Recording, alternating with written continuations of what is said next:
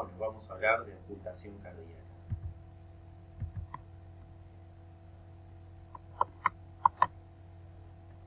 La ocultación cardíaca nos informa sobre el estado anatómico y funcional de las válvulas cardíacas, la existencia de comunicaciones normales entre las cavidades derechas y grandes vasos, el ritmo y la frecuencia del corazón, como así también del estado del miocardio y del pericardio.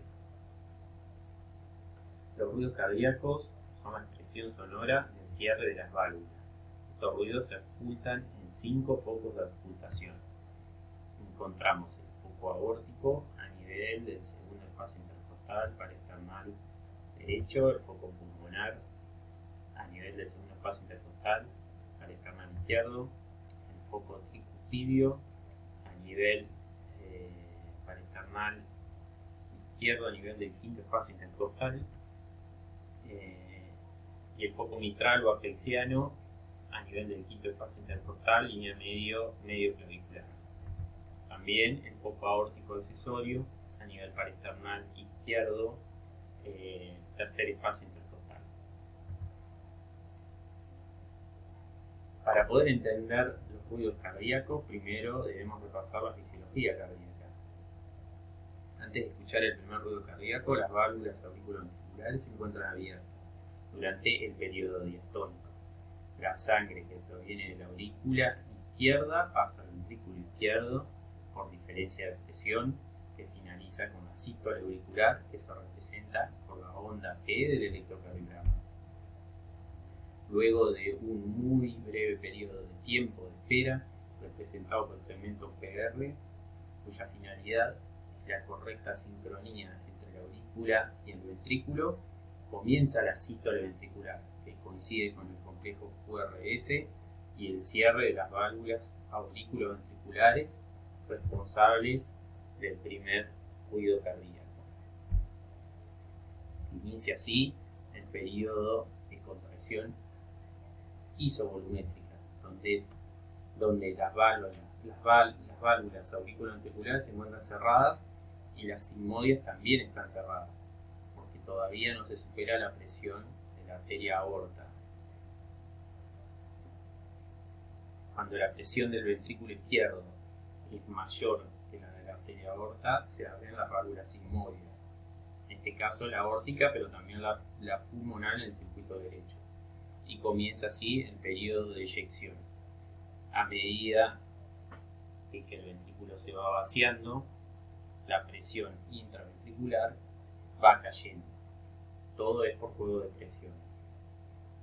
Cuando la presión del ventrículo intraventricular es menor que la presión aórtica, se produce el cierre de las válvulas sigmoides, en este caso la válvula aórtica, y comienza el periodo de relajación isovolumétrica, en donde la presión intraventricular es menor que la aórtica, por eso las válvulas sigmoides están cerradas, pero mayor que la auricular, por eso las válvulas auriculoventriculares también están cerradas.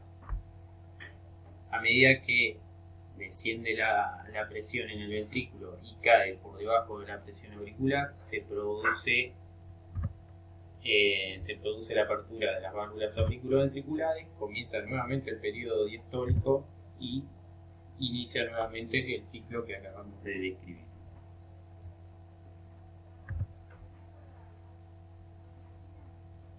En circunstancias fisiológicas, la sangre circula por el corazón y a través de los grandes vasos en forma silenciosa, pero cuando ocultamos un soplo se debe a una vibración audible de la corriente sanguínea debido a un aumento de la velocidad circulatoria o de la presencia de turbulencia sanguínea. Los soplos pueden originarse por un aumento de la velocidad circulatoria, por pasaje de sangre a través de válvulas estenosadas, por pasaje de sangre hacia una aurícula dilatada, una cavidad dilatada, por la inversión del flujo sanguíneo a través de válvulas insuficientes, o la derivación anómala a través de comunicaciones entre cavidades, lo que se conoce como un shunt. Los soplos pueden ser sistólicos, diastólicos o citodiastólicos. Cuando hablamos que ocupa toda la sístole o toda la diástole, hablamos de holosistólico o holodiastólico, como se puede observar en el gráfico. Hablaríamos ahí de un soplo holosistólico. Ahora, si es parte de la sístole o parte de la diástole, hablamos de protosistólico al principio de la sístole, mesosistólico en el medio de la sístole o telesistólico al final de la sístole.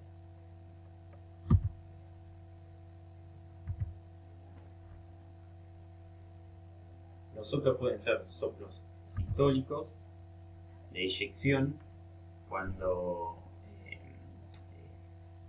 la sangre pasa a través de válvulas estenosadas, por ejemplo, son mesosistólicos, y el ejemplo más común es la estenosis aórtica severa. Puede ser de regurgitación, siempre sistólicos, ¿no? Estamos hablando de soplos sistólicos, que se dan durante la sístole. Cuando es de regurgitación es por insuficiencia valvular o por comunicaciones anómalas intracavitales.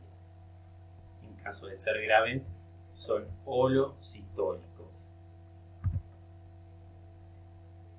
El ejemplo más común es la insuficiencia mitral, pero también puede verse en la insuficiencia tricuspidia o en la comunicación interventricular. Los soplos también pueden ser diastólicos. Un soplo diastólico es el de regurgitación, que es el reflujo que se da en una válvula insuficiente en diástole. Son protodiastólicos y se ve en la insuficiencia aórtico-pulmonar. Y de llenado, que se ve a través del pasaje de una válvula auriculoventricular en estenosis. En la fase llenado, en la fase pasiva del llenado, el soplo es mesodiastólico, pero en la última fase del llenado, como habíamos visto en el ciclo cardíaco, durante la sístole auricular tenemos el refuerzo telediastólico, que se debe justamente a la contracción de la aurícula. Entonces, un soplo de estenosis mitral es mesodiastólico, tiene un componente mesodiastólico seguido de un componente telediastólico. En definitiva, el soplo es diastólico, ¿sí? Estenosis mitral. Para ocultar los soplos debemos ir a buscar las áreas de máxima ocultación, es decir, los focos que mencionamos al principio de la presentación. En insuficiencia aórtica, el soplo se oculta en el foco aórtico y se propaga hacia el foco aórtico accesorio, ¿sí? Recuerdan a nivel del tercer espacio intercostal parasternal izquierdo.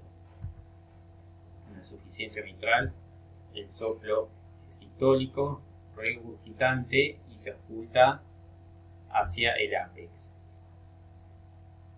Se oculta en el ápex y se irradia hacia la axila. Y en la estenosis aórtica, el soplo es sistólico eyectivo, se oculta en el foco aórtico y se propaga hacia el cuello. Los soplos también se pueden identificar según la intensidad. Hablamos de grado 1 cuando es difícil la ocultación, grado 2 es débil, el soplo es débil, grado 3 intensidad moderada, grado 4 fuerte, grado 5 muy fuerte, y grado 6 incluso se puede escuchar sin necesidad del estetoscopio. Entonces, por ejemplo, cuando está escrito en la historia clínica que el paciente presenta un soplo sistólico eyectivo en foco aórtico grado 5 o 5 sobre 6, estamos hablando de un soplo muy fuerte, con irradiación al cuello seguramente. Entonces, repasando, si encontramos un soplo en foco aórtico que es sistólico, que como característica tiene decimos es sistólico o mesosistólico, que se irradia el cuello, que tiene un segundo componente del ruido disminuido, entonces hablamos de una estenosis aórtica o una probable estenosis aórtica. La característica del pulso es que de baja intensidad y amplitud, es decir, tardus y pardus. Si tenemos un soplo que ocurre durante la diástole, inmediatamente después del segundo ruido, que tiene un componente protodiastólico, es decir, al inicio de la diástole, que tiene un segundo ruido disminuido, entonces hablamos de probablemente una insuficiencia aórtica. La característica del pulso es que es Magnus y Zeller, generalmente de tono suave y aspirativo. Si tenemos un soplo que ocurre durante la diástole, que ocupa el periodo mesodiastólico, que tiene un componente telediastólico, digamos que ocupa mayormente gran parte de la diástole, si lográramos ocultar esto, que es bastante difícil por cierto, hablaríamos entonces de una estenosis mitral. Por último, si tenemos un soplo sistólico que es holosistólico, es decir, que ocurre desde el principio de la sístole hasta el final de la sístole, o sea, desde el principio del primer ruido y hasta el comienzo del segundo ruido, con un primer ruido disminuido, si pudiéramos adjuntar esto, seguramente tendríamos una insuficiencia mitral, sobre todo si la ocultamos en el foco apexiano o foco mitral, y si tuviera irradiación hacia la axila, mayor probabilidad de que sea una insuficiencia mitral.